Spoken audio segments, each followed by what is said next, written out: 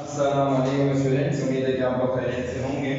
जैसा कि आप लोग जानते हैं कि हम लोगों ने जो है वो लास्ट लेक्चर में डेरिवेशन की थी, कौन सी बेटा, कि force on a charge place in a uniform magnetic field. और आज का जो हमारा टॉपिक है वो है force on a current carrying conductor, current carrying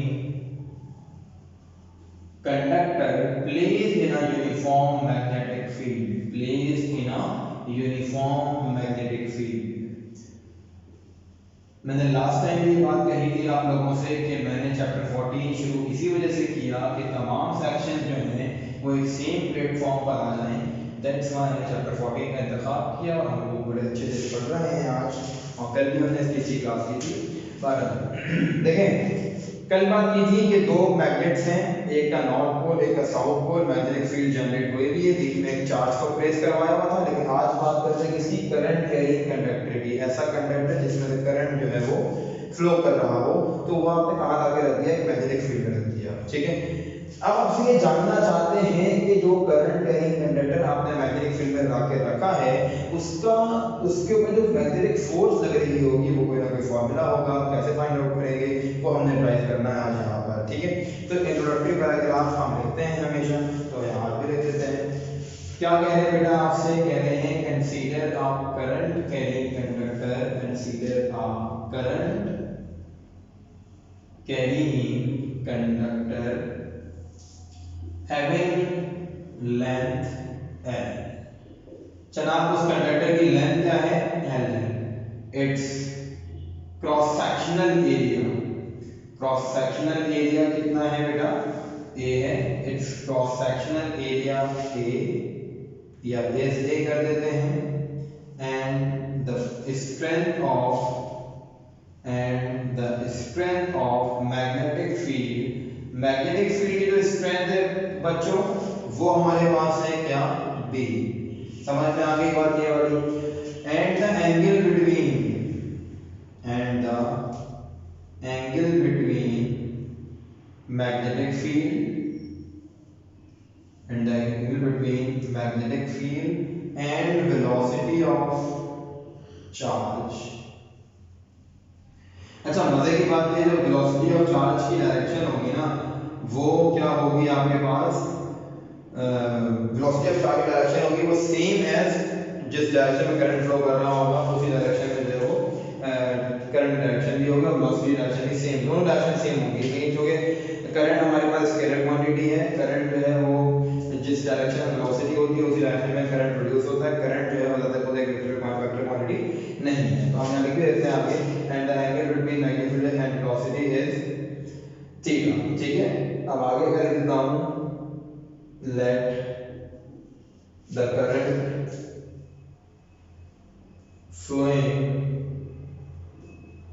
flowing through it is I। सही होगी बात बेटा यार। ये तो हो गया इंट्रोडक्टिव पैराग्राफ आपका एक। अब आपने क्या करना है कि एक छोटी सी डायग्राम बनानी है कंडक्टर की। लेट सपोज बच्चों ये आपके पास आ गया एक कंडक्टर, ये आ गया बच्चों एक कंडक्टर आपके पास। ये कंडक्टर आपने कहाँ रखवाया हुआ है, मैग्नेटिक फील्ड में रखवाया हुआ है। ठीक है, और मैग्नेटिक फील्ड की डायरेक्शन जो है वो ये आ गई बेटा, यानी कि ये एरोज जो हैं वो मैग्नेटिक फील्ड को कर रहे हैं रिप्रेजेंट। यहाँ आ गया आपके पास कैपिटल B यानी कि मैग्नेटिक फील्ड। अच्छा, उसके बाद ये जो है ये आपके पास दिखा दिया कि ये करंट गुजर रहा है। ठीक है, करंट गुजर रहा है, और इसके अलावा जो लेंथ ऑफ कंडक्टर है वो L है। करंट जो फ्लो कर रहा है वो क्या है, I है। ठीक है, और जिस डायरेक्शन में फ्लो कर रहा है वो डायरेक्शन जिस चीज की है, वेलोसिटी डायरेक्शन है। तो वेलोसिटी की डायरेक्शन ये मैं शो करा देता हूं यहाँ पे आप लोगों को, थोड़ा सा पॉइंट एक ऐसे तरीके से करके, क्योंकि डायरेक्शन है वेलोसिटी की। ठीक है, तो वेलोसिटी और मैग्नेटिक फील्ड के दरमियान हमेशा 90 डिग्री का एंगल होता है, आप जानते हैं ये बात। तो वेलोसिटी और ये जो है कैसा है, परपेंडिकुलर टू ईच अदर है। कब, जब कंडक्टर जो है मैग्नेटिक फील्ड में कैसा रखा हो, परपेंडिकुलरली रखा हो, तो वेलोसिटी और मैग्नेटिक फील्ड के दरमियान जो डायरेक्शन होगी वो क्या होगी, परपेंडिकुलर होगी। कल हमने बात की थी कि जब हम फोर्स फाइंड आउट करना था उसको कैसे फाइंड आउट करेंगे।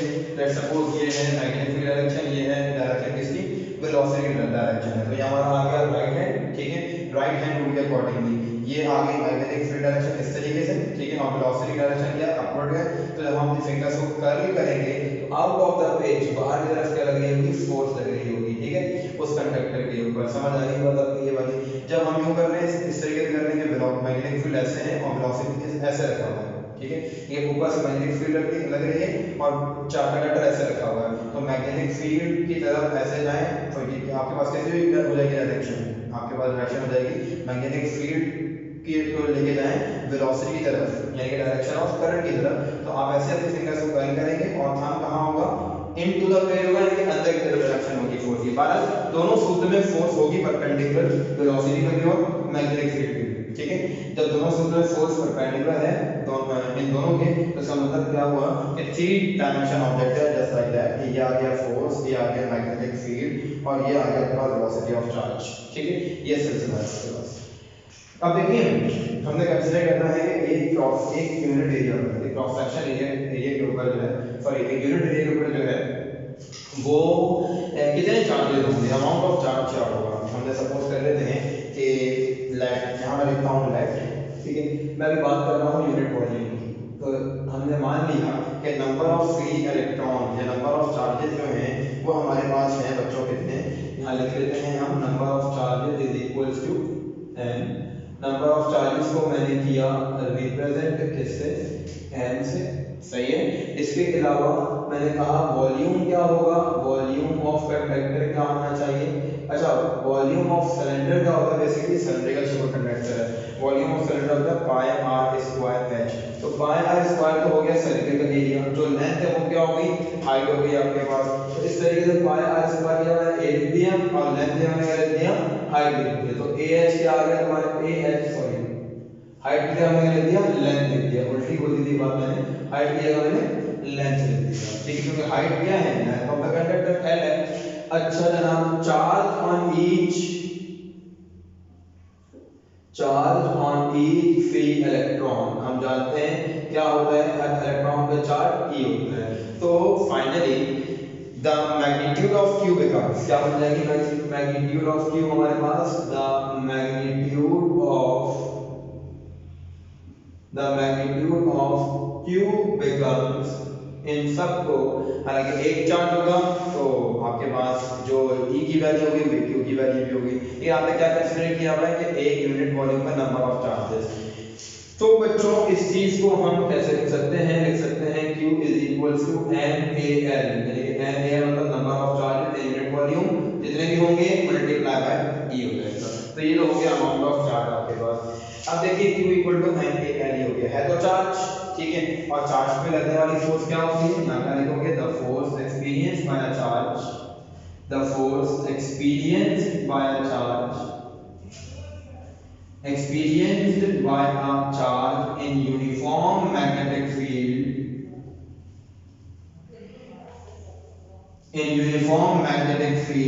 is, क्या होगी बच्चों आपके पास, फोर्स की वैल्यू हो जाएगी हमारे पास बेटा क्या, F is equals to Q into V cross V। आप जानते हैं कल हमने यही फॉर्मूला जो है ड्राइव किया था, F is equals to Q into V cross V। कोई प्रॉब्लम यहाँ तक आप लोगों को, अगर मैं इक्वेशन नंबर 1 के अंदर पुट कर दूं किसकी वैल्यू, इक्वेशन नंबर 1 में मैंने पुट कर दी आपके पास Q की वैल्यू, मैं लिखने लगा हूं क्या, putting the value of Q in equation number 1, मैंने लिख दिया putting the value of Q in equation number 1 में वैल्यू पुट करेंगे, ठीक है।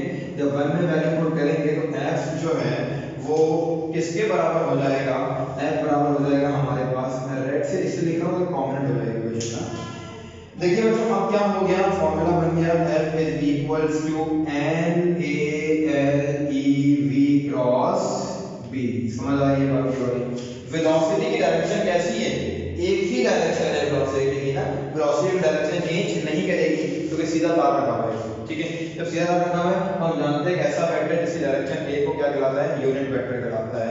और अगर मैं मान लूं कि if v is a unit vector, ठीक है, अगर हमने क्या मान लिया कि if v is a unit vector, if v is a unit vector, velocity जो है वो यूनिट वेक्टर है, for example if v is a unit vector, मैंने मान लिया वेलोसिटी यूनिट वेक्टर है, तो मैं इस चीज को लिख सकता हूं ना कि हमारे पास वेक्टर जो होता है, जो यूनिट वेक्टर का फॉर्मूला होता है वो क्या होता है हमारे पास, मैं लिख देता हूं यहाँ पर बच्चों। यूनिट वेक्टर का फॉर्मूला हमारे पास होता है कि u cap is equals to vector over magnitude. ये पे क्या हो रहा है, डिवाइड, मतलब क्या हो जाएगा, मल्टीप्लाई। तो जो वेक्टर v की वैल्यू है वो क्या बन गई, magnitude unit vector into magnitude of velocity. ठीक है, अब इस v की जगह पर मैं लिख सकता हूं ना यूनिट वेक्टर और मैग्नीट्यूड, बिल्कुल लिख सकता हूं। ठीक है, ये हमारे पास है इक्वेशन नंबर 2। तो अब इक्वेशन नंबर 2 में चेंजिंग क्या है, जरा सुनना बात को, कि now equation number 2 can be written as, now equation number 2 can be written as, क्या बन जाएगा बच्चों, इसका आंसर बन जाएगा हमारे पास f is equals to n a l e, v की जगह आ जाएगा यूनिट वेक्टर, इसकी जगह आ जाएगा magnitude multiply by vector b। समझ आ रही है बात। अब देखें जरा बात सुनें, वेलोसिटी वाला वेक्टर, यानी फॉर एग्जांपल चार्जेस यहां से शुरू हुए यहां तक है, डिस्प्लेसमेंट की है ना, एक पर्टिकुलर डायरेक्शन में जो है चार्जेस मूव कर रहे हैं ना। ठीक है, तो ये कह सकता हूं ना कि जितनी लेंथ ऑफ कंडक्टर है वही डिस्प्लेसमेंट भी उतनी ही डिस्प्लेसमेंट होगी। ऐसा तो हो सकता चार्जेस बाहर निकल जाए कंडक्टर से, ऐसा हो सकता है, मुमकिन ही नहीं है, मुमकिन ही नहीं है। तो क्या होगा, जो जितनी लेंथ उतनी डिस्प्लेसमेंट, यानी कि लेंथ को भी अगर हम वेक्टर कंसीडर कर लें, क्यों, वो डायरेक्शन है। ठीक है, जब लेंथ को अगर हम कंसीडर कर लें वेक्टर, तो लेंथ और डिस्प्लेसमेंट सेम वेक्टर्स हो गए। जब डिस्प्लेसमेंट और लेंथ सेम वेक्टर्स हो गए तो जिस डायरेक्शन में डिस्प्लेसमेंट है उस डायरेक्शन में वेलोसिटी भी है। तो कह सकता हूं कि जब डिस्प्लेसमेंट और वेलोसिटी डायरेक्शन सेम है उसी डायरेक्शन में लेंथ भी है। जब लेंथ भी उसी डायरेक्शन में है तो इसका मतलब हम लेंथ और वेलोसिटी को जो है वो सेम वेक्टर्स मान सकते हैं और इनकी पोजीशन को चेंज कर सकते हैं। अब क्या करने लगा हूं, लेंथ को यहां ला रहा हूं, वेलोसिटी को यहां लेके आ रहा हूं ताकि लेंथ एक वेक्टर बन जाए, आपको शो कर सकूं मैं लेंथ को वेक्टर। ठीक है, तो मैंने क्या किया, मैंने ये कर लिया कि f is equals to n a, v को मैं बाहर ले आया, ठीक है, l को मैं अंदर ले गया, u into l multiply by b। ये वाली बात समझ में आ गई। अब देखो vector unit vector into magnitude क्या बनता है, वेक्टर बनता है। मैग्नीट्यूड किसकी है, तुम्हारे पास लेंथ की है मैग्नीट्यूड, तो यहां पे क्या बन जाएगा, एक जुमला एक रेफरेंस में दूंगा, वो क्या कि मेरे पास जो यूनिट वेक्टर और जो लेंथ की मैग्नीट्यूड बनेगी बन जाएगी वेक्टर ऑफ लेंथ के बराबर। ठीक है, वेक्टर लेंथ के बराबर बन गई मैग्नीट्यूड हमारे पास। अब देखिए बच्चों उसके बाद क्या होगा, सॉरी चेयर की आवाज दिखाई होगी आप लोगों को। देखिए उसके बाद क्या होगा हमारे पास, ये जो इक्वेशन है अब ये क्या बन जाएगी, कल बन जाएगी इस तरीके से, f is equals to n a v e। ठीक है, f is equals to n a v e, f equal to n a v e, अंदर क्या आ गया, l क्रॉस b आ गया, लेंथ भी वेक्टर और एक ब्रेथ नहीं है, ये मैग्नेटिक फील्ड है। अब देखिए the distance या displacement covered by a charge, the displacement covered by a charge कैसे निकाली जाएगी, जो चार्ज डिस्प्लेसमेंट कवर कर रहा है वो हम जानते हैं फॉर्मूला क्या होता है, s इक्वल्स टू vd होता है, s इक्वल्स टू vd होता है, ये आ गया s इक्वल्स टू vd। ठीक है, तो हमें चाहिए है और हम इसको लिख सकते हैं इस तरीके से भी, और v equal to s upon t। ठीक है, बट डिस्प्लेसमेंट जो हो रही है वो बराबर किसके है, डिस्प्लेसमेंट बराबर है हमारे पास लेंथ ऑफ द कंडक्टर के, तो हम क्या लिखेंगे, but s is equals to n। ठीक है, तो बच्चों हमारे पास क्या बन गया फॉर्मूला v का, v equal to l upon t। यहां क्या लिख सकता हूं मैं, v is equals to l upon t। समझ गए हमारी बात को। फिर उसके बाद क्या आएगा, बाय डेफिनेशन ऑफ करंट, क्योंकि करंट की बात हमने नहीं की अब तक। By definition of current we have, हमारे पास क्या फॉर्मूला है करंट का, अभी पढ़ाया चैप्टर नंबर 13 के अंदर the rate of flow of charges है I equal to q upon t। यहां देख देता हूं मैं I is equals to q upon t। q की वैल्यू क्या है, q की वैल्यू यही NaL। ठीक है, q की वैल्यू NaL ही है, तो हम लिख सकते हैं क्या, I is equals to NaLe upon t। ठीक है, तो लिख दिया, मेंशन कर दिया, q पर किसके बराबर है, NaLe के बराबर है। सही है, अब क्या होगा उसके बाद फिर I इक्वल टू NaVe, वो कैसे ऊपर छोड़ा है ना, V equal to L upon T, तो यहाँ पे रेफरेंस दे रहा हूँ L अपॉन T किसके बराबर होगा, V के बराबर, L अपॉन T किसके बराबर v के बराबर या रेफरेंस भी दे देता हूं कि v is equals to l upon t हो गया। अब लास्ट वाली जो है छोड़ी हुई इक्वेशन, ये इक्वेशन नंबर 3 हमारे पास। ये जो m पे v की वाला फैक्टर है वो पूरा बराबर किसके हो गया बेटा, i के बराबर हो गया। तो हम क्या लिख सकते हैं, यहां पर लिख सकते हैं कि जनाब नाउ इक्वेशन 3 के अंदर रिटर्न है, या जैसे लिख लो कि पुटिंग द वैल्यू ऑफ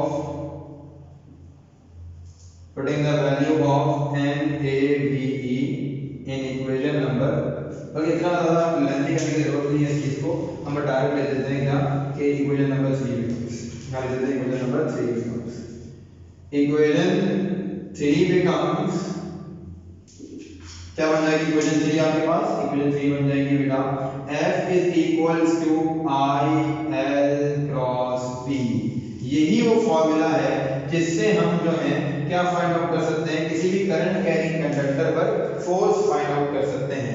अगर मैं इसकी मैग्नीट्यूड फॉर्म निकालना चाहूं तो आप जानते हैं जब क्रॉस वेक्टर क्या लगता है, sin थीटा लगता है, तो इसका मतलब जो मैग्नीट्यूड फॉर्म होगी इस फोर्स की वो हमारे पास बच्चों क्या होगी, F is equals to ILB sin theta, और you can say that F is equals to BIL sin theta. समझ आ गई बच्चों बात आपको वाली, ये बन गया फॉर्मूला किसका, करंट कैरिंग कंडक्टर का, जब भी कभी करंट कैरिंग कंडक्टर कहाँ रखा हो, मैग्नेटिक फील्ड के अंदर रखा हो। फिर वही बात कि ये फोर्स मैक्सिमम कब होगी, जब तुम्हारे पास कंडक्टर रखा हुआ होगा ऐसे और मैग्नेटिक फील्ड डायरेक्शन ये होगी, ठीक है ना, ये डायरेक्शन होगी, तो आपके पास जो फोर्स लग रही है कंडक्टर को मैक्सिमम लग रही होगी। ठीक है, यही डायरेक्शन है मैग्नेटिक फील्ड की और कंडक्टर रखा हुआ इस तरीके से, तो यहाँ से नहीं मैग्नेटिक फील्ड, तो आपके पास फोर्स कैसी लगी होगी, जीरो उसके ऊपर, यानी परपेंडिकुलर रखा हुआ होगा कंडक्टर तो फोर्स होगी कैसी, जीरो। जब पैरेलल रखा होगा कंडक्टर तो सॉरी उल्टा बोल दिया, जब कंडक्टर परपेंडिकुलर रखा हुआ होगा तो फोर्स होगी मैक्सिमम, ठीक है। जब कंडक्टर पैरेलल रखा होगा तो फोर्स होगी जीरो। क्यों, क्योंकि sin 90 परपेंडिकुलर मतलब 1 और पैरेलल मतलब 0 डिग्री, तो sin 0 0 होता है, तो पूरा फैक्टर क्या कर देगा, इसको 0 कर देगा। और यहाँ पर आपकी जो है वो बड़ी इंपॉर्टेंट डेरिवेशन खत्म हुई, ठीक है। इंशाल्लाह नेक्स्ट क्लास में बच्चों इससे इंपॉर्टेंट डेरिवेशन है टॉर्क वाली, कि जाहिर जब फोर्स लग रही होगी तो ये घूम जाएगा, अभी घूमेगा कैसे वो इंशाल्लाह हम तीसरी डेरिवेशन में देखेंगे। तो इसका आप लोग स्क्रीनशॉट ले लीजिए बच्चों, ताकि आप लोग आराम से जो है वो ये कॉपी कर सकें। आई होप सो कि आप लोगों ने इसका स्क्रीनशॉट ले लिया होगा, ठीक है।